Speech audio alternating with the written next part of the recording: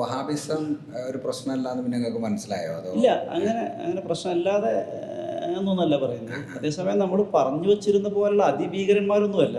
കുറേ കാര്യങ്ങൾ അവർക്ക് ചെയ്യാനുണ്ട്, നിർവഹിക്കാനുണ്ട്.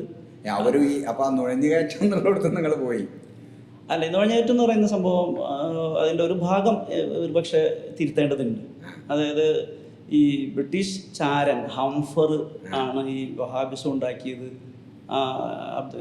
മുഹമ്മദ് ബിൻ അബ്ദുൽ വഹാബിനെ ഈ മേഖലയിലേക്ക് കൊണ്ടുവന്നതെന്നൊക്കെ പറഞ്ഞുകൊണ്ടുള്ള ഒരു പുസ്തകത്തിൻ്റെ വായനയുടെ പശ്ചാത്തലത്തിലാണ് അന്ന് അങ്ങനെയൊക്കെ നമ്മൾ ചിന്തിച്ചിരുന്നത്. പക്ഷെ അദ്ദേഹം ഒരു സ്വാഭാവികമായ ഇസ്ലാമിക സമൂഹത്തിൽ വരുന്ന ഒരു പണ്ഡിതൻ, ഒരു നവോത്ഥാന ശബ്ദം എന്ന നിലക്ക് മാത്രമാണ് നമുക്ക് പിന്നീട് മനസ്സിലാകുന്നത്.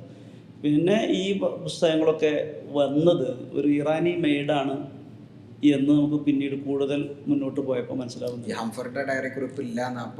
അങ്ങനെ അതൊരു ആ ആള് ചരിത്രപരമായ അങ്ങനെ ഒരു വ്യക്തി ഒരു ബ്രിട്ടീഷ് ഉദ്യോഗസ്ഥനായിട്ടുണ്ടായിരുന്നു എന്നുള്ളത് തെളിയിക്കപ്പെട്ടിട്ടില്ല. ലോറൻസ് ഓഫ് അറേബ്യ ഓക്കെ, അദ്ദേഹം കൃത്യമായും ഒരു ഉദ്യോഗസ്ഥനാണ്. അയാളുടെ ഒരു സ്വാധീനം അത് വളരെ കഴിഞ്ഞാണ്. അതല്ല, അവിടുത്തെ ഭരണകൂടത്തിലുണ്ടായിരുന്നില്ലേ? ഇല്ല, മുഹമ്മദ് ബിൻ അബ്ദുൽ വഹാബിന്റെ കാലം വഹാബല്ലേ പറഞ്ഞത്. ഇപ്പൊ സൗദി ഭരണത്തിലുണ്ട്, ലോറൻസിന് പങ്കുണ്ട്. കാരണം അദ്ദേഹം ബ്രിട്ടീഷുകാർക്ക് വേണ്ടി പണിയെടുത്തിരുന്ന ആളാണ്. ഷെരീഫ് ഹുസൈനെയും ഇപ്പോൾ കിങ് അബ്ദുൽ അസീസിനെയും ഒക്കെ മാറി മാറി ബന്ധപ്പെടുകയും ബ്രിട്ടീഷ് താല്പര്യങ്ങൾക്കനുസരിച്ച് അവരെ ഡ്രൈവ് ചെയ്യുകയും ചെയ്തിട്ടുണ്ട്.